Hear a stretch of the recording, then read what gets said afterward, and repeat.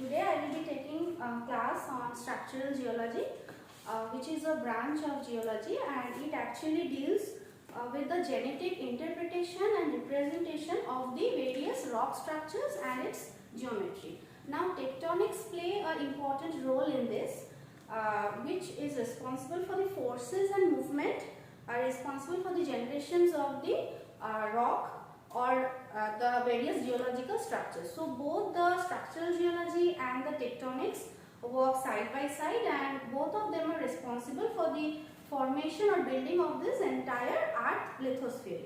Now folding is a special rock structures which falls under this structural geology branch. Now today's talk will be dealing with this folding, its classification and how it's been formed. Now what is fold? It's a term coined by a famous scientist named Hall in 1815, and it explained the rock structures, how it's been formed. Now for a layman, folding is actually rock deformation. Now there are two types of deformation. One is brittle deformation, one is ductile deformation. Brittle means the rock will get broken in any part of it, and ductile means it will be bended somewhere. Now since folding is a permanent kind of deformation, so we refer to it as a very slow ductile process. Now these are few elements of folding. If I take a piece of paper, this is a rock surface. If we consider this as a rock surface, now folding is just like this. So a rock to become a shape from this to this, some kind of forces are being acted upon it, which we call stress. We will come to this term later. Now what are the elements of this folding? This is called the fold hinge, this point. If we take the paper here, this is the hinge point. This is the axial surface, and if we put an axis over it like this, this is the axis of the fold, and these are the two inflections point. These are two limbs, and this is called the hinge zone, this area, and these are the wavelengths of the fold. Now this is how the fold looks like. Now I will explaining the elements of the fold. Now what are the limbs? The part which is forming the fold and is converging at the hinge area, those are called the limb. Now what is the hinge point? This is the point of maximum curvature of a folded layer. Now hinge line is representing the entire line of this part is the hinge line, this one, this blue marked line.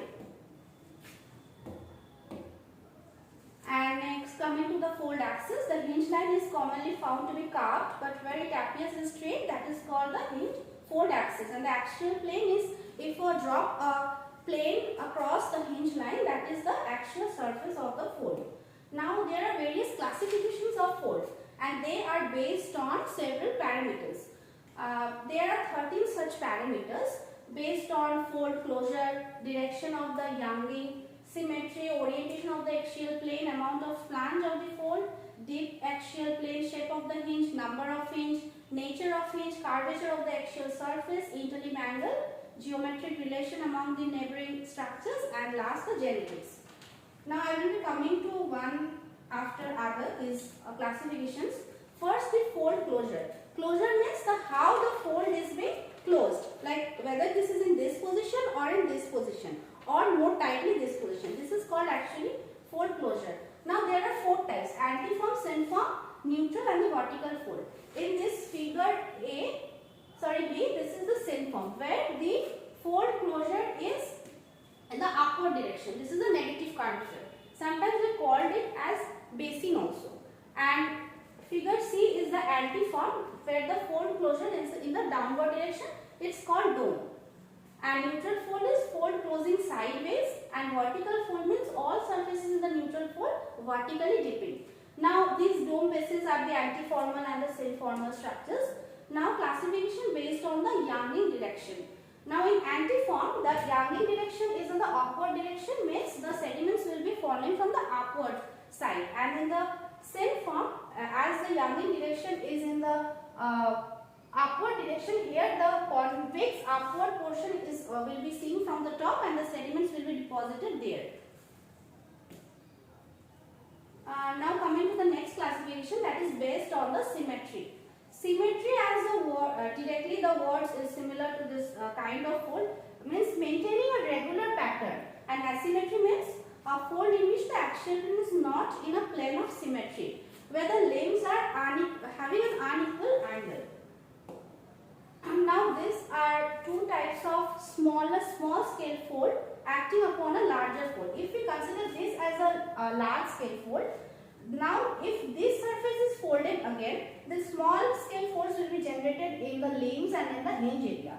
Now the fold which is being formed in the hinge area, it's called M fold because it's just look like M, and this is S fold because it looks like in S shaped. Now this the hinge area is an extensional means is continuously facing a extensional setup because these parts are being stretched.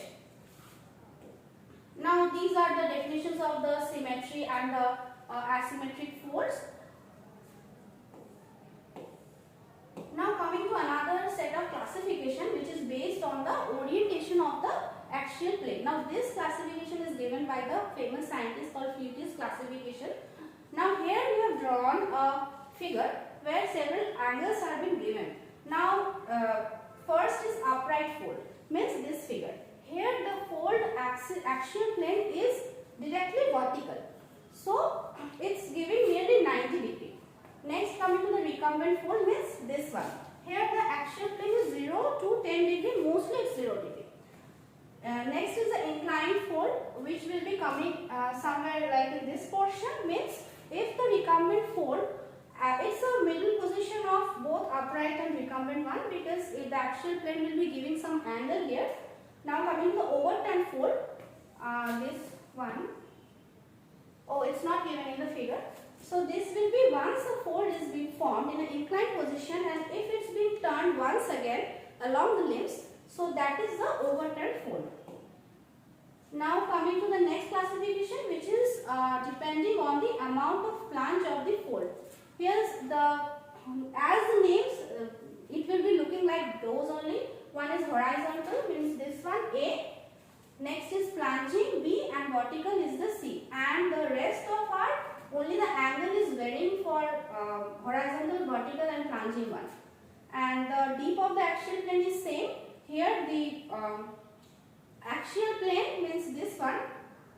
This is the axial plane. This angle is getting from 0 to 90 degree.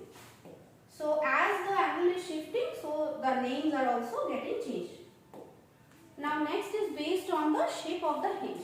Means this is the hinge area, this portion. So if this is in a rounded shape, like in this way, that will be calling as round or broad hinge fold. Now the term chevron means it will be looking like this one. This one means a sharp hinge point. It will be having a point, not a broader surface. Next is the arrowhead fold or a flame fold. This figure, it will be looking like a flame where if we burn a lamp or a candle, just that kind of feature will be giving. Casket means it will be having a convex upward surface, means a broad rounded hinge. Now next is kinked band and concentric folds are, concentric means a repetition of the hinge. Next is fold based on the number of hinges. Means if the fold is only having one hinge or 2, 3 or more than that. Conjugate fold means it will be having more than one hinge, mostly double hinges. And box fold means this is a box fold. It will be having a flat hinge with a converging inward limb angle. Now coming to the nature of the hinge line. There are three types. One is cylindrical fold, non-cylindrical, and another is the conical fold. There are several classifications under this. I will be not going to that now because it's not covered in the UG portion. Now next will be the classification based on the curvature of the axial planes. Means always the axial plane will be not in a straight pattern. Sometimes it will be in folded way also, and based on that, those are planar means plane or straight axial plane. Others are non-planar cylindrical and non-planar non-cylindrical. Now depending on the interlimb angle, means if this is a fold, these are limbs, the angle between those, means if we join these two lines here, it will be forming an angle. We will be talking about that angle. Yes, now gentle fold means the hinged limbs, these two are limbs will be like this. Now if we gradually shift the limbs in this pattern, this angle will be getting reduced. So for a gentle fold, the angle is 180 to mostly like this or this. Now open fold will be gradually this angle will be getting decreased. So on the close fold, tight fold, isocliner and the fan fold. Fan fold means the interlimb will be having a negative angle like this way. This one. Now coming to the classification based on geometry relation among neighboring structures, means the structures which are being seen in the neighboring situations of the geometric structure, that is a fold. Harmonic fold means in a multi-layered rock, means if a rock is having more than one layer, folds will be repeated with similar shapes, similar repetition of the same kind of feature. Now this is called harmonic condition. This harmonic means that it will repeat but not in a same condition. There will be difference in wavelength or amplitude or the deep in the axial difference in the deep of axial trace. Periodic fold means same geometrical pattern repeated, repetition of same geometrical pattern. Non-periodic is just the opposite one, and these are swan polyclinal fold means non-parallel axial plane, means if this is a fold, if we draw the axial planes, these are in a these are having a same repetition. If the axial planes are not parallel, so that kind of fold is termed as polyclinal. Now coming to the fold based on the genetics, means when they are being, how they are being formed. Now if this is a rock structure, if we put stress from both this side, it will be giving a structure like this.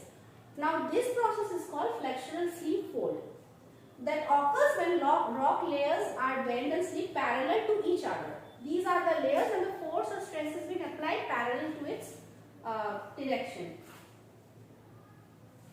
Now next one is the classification based on the generation of the fold, means when the fold is being formed, which one after the another or in the same time. Now if this is the bended portion like this after this will be created, and this is now the form which we are seeing. If the force is now or stress is applied from the downward direction, this is called buckling process. It will generate some kind of these structures or these structures. So once the fold is being created from a rock, then its second generation of fold is created later. Now this is called parasitic fold and this is called pygmatic fold or flow fold. Just it's giving a flow like structure, so the name is like that. Now so two processes are important for formation of the fold. One is bending, one is buckling. Bending is force given from both the sides parallel to the rock structure, and buckling is stress given from the downward direction. Now Ramsey is a famous scientist who have coined this classification, and here fold is being classified as class 1, 2 and 3. This group is class 1, this is 2 and 3. Class 1 is further being classified as 1A, 1B and 1C. Now in class 1, now let me talk about the elements first. If this is the fold, if we draw a tangent over the limbs, now this is called the orthogonal thickness and the line joining two points is called the deep isomorph. Now these are two terms which we will be dealing with now. So these are deep isomorphs. Orthogonal thickness is not shown here. So in class, now all these classifications will be based on the orientation of this deep isomorph, this feature. So class 1 fold is when deep isomorph converges towards the inner arc. Means if we try to join these lines, this is the inner portion of the arc, so this will get converges at some point. So, and this is the interdos, the inner arc, this is the extrados, the external arc. So here the curvature of the interdos, means this one, is greater than the curvature of the extrados. So this is the conditions for class 1 fold. For class 2, the deep isogons are parallel. Here you can see if we draw, they will be not converging at any point. So, and the curvatures are more or less similar. For class 3, the deep isogons diverges in this case. It will diverge from one another. So, where the inner arc is having the less curvature than the outer one. So, this is all about class 1. For class 1, 2 and 3. Now coming to the classification within 1, which is 1A, 1B and 1C. In 1A, it is characterized by thin hinge zone. If we consider this figure, the hinge part is thin than the limb part. So the thin hinge zone is being characterized by 1A fold and the deep isogons. These lines are convergent strongly. Now if we see 1B, figure 1B, then this is a parallel fold because both the hinge area and the limb area are almost same. And in 1C it is just the reverse, the hinge area is much more broadened than the limb area. So these are all about the classifications of fold.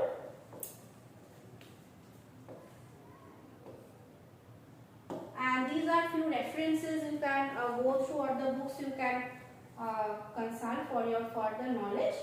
So thank you for today's class.